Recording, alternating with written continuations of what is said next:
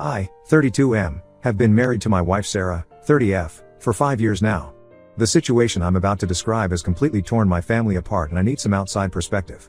My sister Amy, 35F, has accused my wife of deliberately poisoning our mother Linda, 65F, who has been living with us for the past 8 months due to her declining health. I need to provide some background first to help everyone understand the dynamics at play here. Our mother was diagnosed with a rare autoimmune condition last year that severely affects her ability to digest food properly.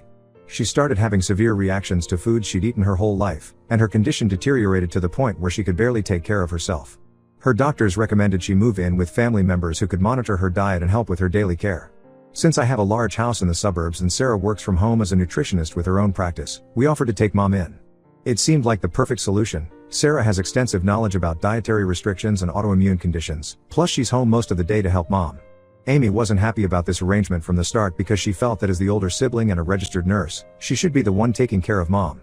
However, she lives in a small 2-bedroom apartment with her 2 teenage kids, 14F and 16M, and works 12-hour shifts at the hospital, so it wasn't practical for Mom to live with her. Sarah has been absolutely amazing with Mom's care from day one. She completely reorganized our kitchen to prevent cross-contamination, researches recipes that Mom can digest easily, prepares all her meals separately using dedicated cooking utensils, and even started a detailed food diary to track what foods cause reactions. She also accompanies Mom to all her doctor's appointments and takes detailed notes about her condition. Mom's health had actually been improving steadily for the first 6 months she lived with us. Her episodes of stomach pain became less frequent, and she was even able to start taking short walks around the neighborhood with Sarah. Things changed about 2 months ago when Mom started having severe stomach pains and vomiting episodes again. Sarah immediately adjusted her diet and contacted her doctors, but the symptoms persisted. That's when Amy started getting more involved, but not in a helpful way. Amy began visiting more frequently after Mom's symptoms worsened. She would show up unannounced, sometimes during her hospital breaks or between shifts, claiming she wanted to check on Mom. But I started noticing a pattern. She was really watching Sarah like a hawk. She would hover in the kitchen when Sarah was preparing Mom's meals, ask pointed questions about every ingredient, and even started taking photos of medicine bottles and food packages when she thought no one was looking.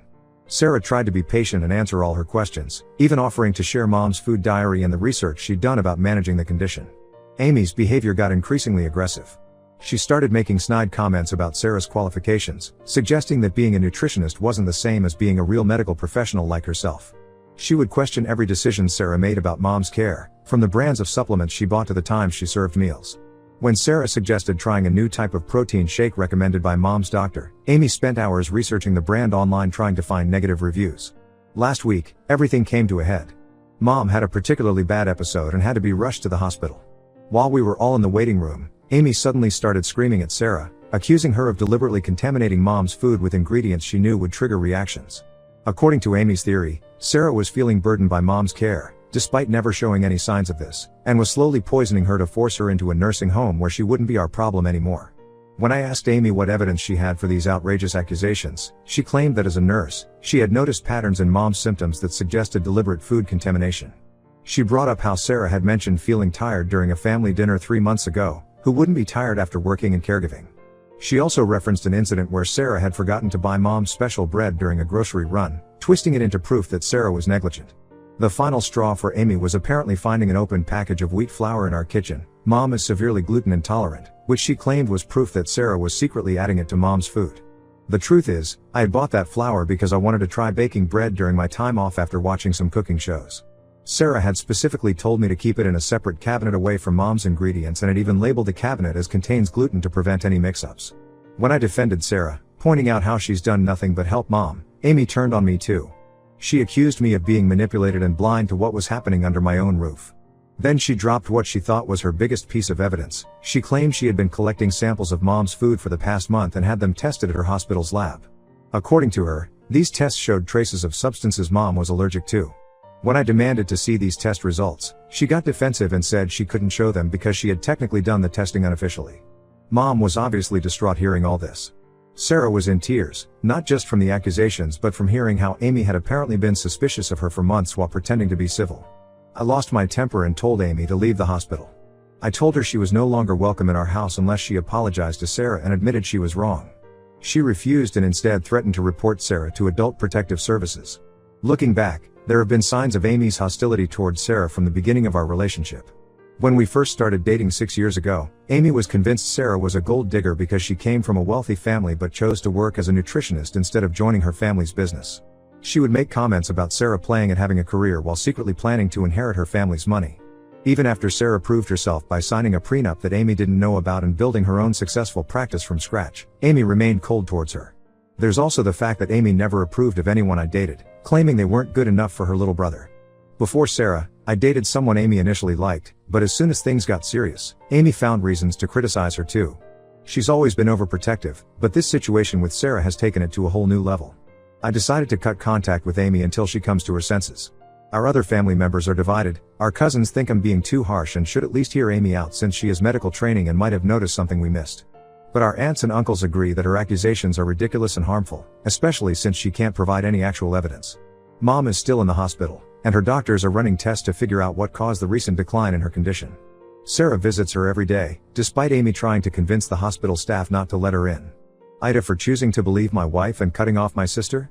Should I be taking these accusations more seriously given Amy's medical background? The whole situation feels surreal, and I can't believe my own sister would do this to our family. Update 1 First, I want to thank everyone who commented on my original post.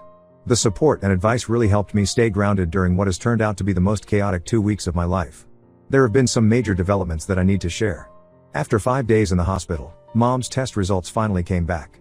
The doctors discovered the real reason for her declining health. She had developed new allergies to nightshade vegetables, tomatoes, peppers, eggplants, that were previously safe for her to eat.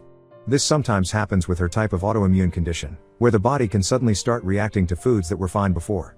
The doctors adjusted her diet plan, removing these vegetables completely, and she's already showing significant signs of improvement. When Amy found out about this, instead of apologizing for accusing Sarah, she doubled down. She claimed that Sarah, being a nutritionist, must have known about these new allergies developing but kept feeding Mom those vegetables anyway.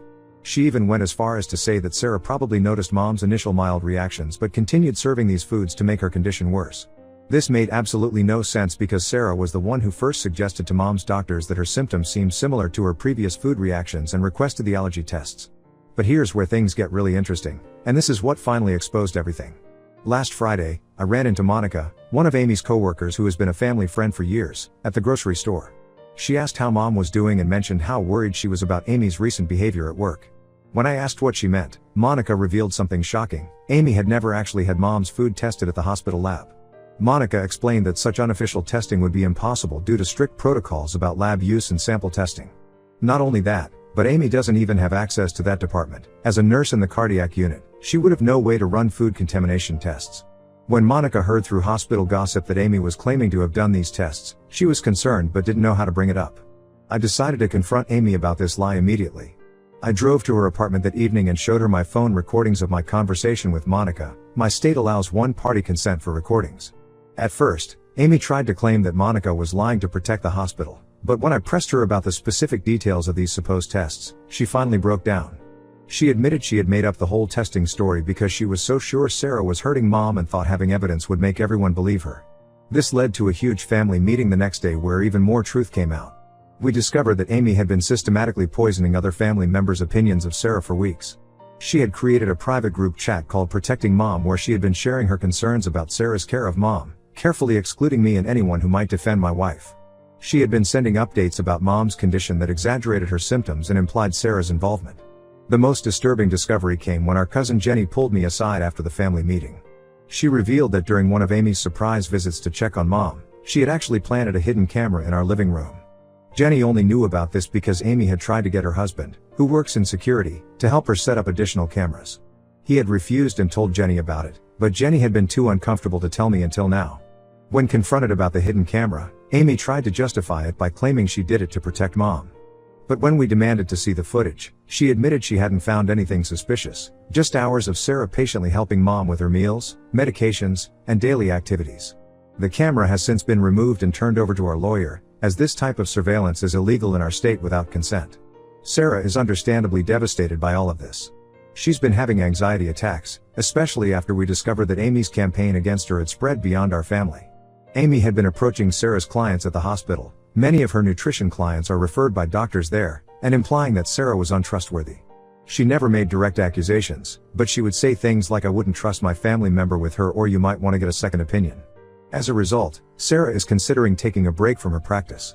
Several clients have already canceled their consultations, and a doctor who regularly referred patients to her has stopped doing so. She's worried her professional reputation has been permanently damaged by Amy's rumors. I've consulted a lawyer about possible legal action against Amy for defamation and illegal surveillance. The lawyer believes we have a strong case, especially with the hidden camera evidence and the documented lies about the hospital tests. Most family members are now firmly on our side after learning about Amy's deception, but some still think we should work things out because we're family. They keep saying things like she was just worried about Mom or her heart was in the right place. Mom is especially torn about the whole situation. While she knows Sarah is innocent and has been nothing but helpful, she hates seeing her children at odds with each other. She's been crying a lot and blaming herself, wondering if she should have just moved into a nursing home instead of living with us. Sarah and I keep reassuring her that none of this is her fault, but it's hard seeing her so distressed. I'm planning to move forward with the legal action regardless of what anyone thinks. Amy's lies and actions have nearly destroyed my wife's professional reputation and have caused serious emotional distress to our entire family. I'll post another update when there are more developments. Update 2: The situation has taken several unexpected turns that I need to share. While going through old family photos with Mom during her recovery, we stumbled upon something that has completely changed our understanding of Amy's behavior. In an old photo album from 15 years ago, we found a stack of letters and engagement party invitations that revealed a shocking connection. Amy had actually been engaged to James, Sarah's cousin. Mom confirmed the story. Apparently, Amy and James had dated for 3 years and were engaged to be married. The engagement ended abruptly when James left Amy for another woman just 2 months before their planned wedding. Amy was devastated and had to cancel everything. She took it so hard that she moved to another state for a year to recover. When she came back, she never mentioned James or what happened, and the family respected her wishes by never bringing it up. Sarah had no idea about any of this because she wasn't close to that side of her family growing up. She was away at college when all this happened, and James was the black sheep of their family who everyone avoided talking about. The few times Sarah had mentioned James in passing, Amy had never shown any reaction that would suggest their history. But here's where it gets even more complicated. Our lawyer, while investigating Amy's defamation campaign against Sarah, discovered what might have triggered Amy's recent obsessive behavior. James has recently moved back to our city with his wife, the same woman he left Amy for, and their 3 kids. He's now a successful wellness entrepreneur and is planning to work with Sarah on developing a nutrition program for his company's employees. After some digging, we found out that Amy had learned about this business connection about a week before she started intensifying her accusations against Sarah. She had seen a promotional email from Sarah's nutrition practice announcing the upcoming collaboration. The project would have been a huge opportunity for Sarah's career, but now it's on hold because of all this drama. The timing explains why Amy suddenly escalated from general hostility to active sabotage. Finding out that Sarah would be working closely with James must have triggered all her unresolved feelings about the failed engagement. Instead of dealing with those feelings, she projected all her anger and resentment onto Sarah. We tried to organize a family therapy session to work through this mess. Our Aunt Susan, who's a counselor, offered to mediate. But instead of attending, Amy sent a lengthy email to the entire family. In it, she accused me of betraying her by choosing my rich wife's family over my own blood relatives. She went on a rant about how the wealthy always protect each other, completely ignoring that she was the one who had fabricated evidence and illegally recorded people in our home. The most concerning part of her email was how she tried to rewrite history, claiming she had always known Sarah was just like James and had been trying to protect our family from more heartbreak. She even suggested that Sarah and James might be planning something behind my back, which is absolutely ridiculous since Sarah barely knows him. The hidden camera incident has had serious professional consequences for Amy. When her hospital found out she had secretly recorded people in a private residence, they launched a formal investigation. They're concerned about potential violations of patient privacy protocols. Apparently, Amy had accessed Mom's medical records at the hospital multiple times without authorization, even though she wasn't involved in Mom's care. She's been suspended pending the investigation's outcome. Some family members who were initially sympathetic to Amy have changed their minds after learning about her history with James. They now see her accusations against Sarah as part of a larger pattern of unresolved issues and misplaced revenge. However, Amy's kids are caught in the middle of all this. Her daughter told me that Amy has been obsessively watching old videos from when she was with James and crying about how her life could have been different. I feel some guilt about not remembering the James situation sooner, but I was only a teenager when it happened and Amy had been so insistent on everyone forgetting about it. Sarah feels awful too, even though none of this is her fault. She offered to withdraw from the project with James to keep the peace, but I told her she shouldn't have to sacrifice professional opportunities because of Amy's issues. Mom is doing much better health-wise, but this revelation about Amy and James has her questioning everything. She keeps asking if she should have forced Amy to get counseling after the broken engagement instead of letting her pretend it never happened. I'll update again once the hospital investigation is complete. For now, we're maintaining no contact with Amy and focusing on helping Sarah rebuild her professional reputation. Update 3: The situation has finally reached its conclusion, though in a way none of us expected. The hospital completed their investigation of Amy last week, and the results were damning. They discovered that beyond accessing Mom's records without authorization, she had been using her position to look up medical information about Sarah's clients. This was a major HIPAA violation. The hospital terminated her employment immediately and reported her to the state nursing board. This triggered what I can only describe as a complete meltdown. Amy showed up at our house at 3 a.m. on a Tuesday, clearly drunk, demanding to speak to Mom. When we refused to let her in, she started screaming in our driveway about how everything was Sarah's fault. She claims Sarah had orchestrated her firing by telling lies to the hospital administration, even though Sarah had nothing to do with the investigation. The noise woke up our neighbors, and one of them called the police. Before they arrived, Amy started throwing rocks at our windows and threatening to expose us on social media. We got the whole incident on our security cameras. She only left when she heard police sirens approaching. True to her threat, Amy spent the next day creating multiple social media posts accusing Sarah of elder abuse, professional fraud, and having an affair with James. She even posted edited screenshots of text messages to make it look like Sarah was admitting to wrongdoing. Our lawyer immediately sent her a cease and desist letter, warning her about defamation charges. She deleted the posts, but by then, screenshots had already circulated in our local community. But that wasn't the end of it. We discovered she had been sending anonymous emails to Sarah's clients and professional contacts. These emails included wild accusations about Sarah's qualifications and character, alongside the same edited screenshots from social media. Some of these emails even contained thinly veiled threats about making sure the truth comes out. This was the final straw. We filed for a restraining order and are proceeding with legal action for defamation, harassment, and emotional distress. The evidence is overwhelming. We have the security footage, the social media posts, the anonymous emails traced to her IP address, and testimony from her former hospital colleagues about her obsessive behavior. Mom made the difficult decision to move into a senior living community nearby. Despite our assurances that she's welcome to stay, she feels this is the best way to maintain her independence and keep peace in the family. She's actually doing well there. They have staff trained in managing dietary restrictions, and she's made friends with other residents. The fallout within the family has been severe. Most relatives have cut contact with Amy, especially after seeing the security footage of her drunken rampage. Her ex-husband filed for full custody of their kids after the incident at our house, and the judge granted it. Her kids are now living with him full-time and are in therapy to deal with everything that's happened. Amy has moved to another state to live with a distant cousin.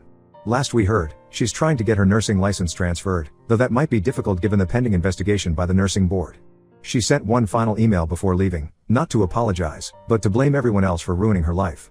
Sarah's business is slowly recovering. The incident actually led to some positive changes. She's expanded into virtual consultations and is working with a larger medical practice now, which has helped rebuild her client base. The project with James's company is moving forward, and he's been surprisingly understanding about the whole situation. Looking back, I realize that cutting toxic people out of your life is sometimes the only solution, even if they're family. Amy's issues with James clearly ran deeper than any of us realized, but that doesn't excuse her attempts to destroy Sarah's life and reputation. Sometimes the hardest decisions are the right ones, and I don't regret choosing to protect my wife and our life together.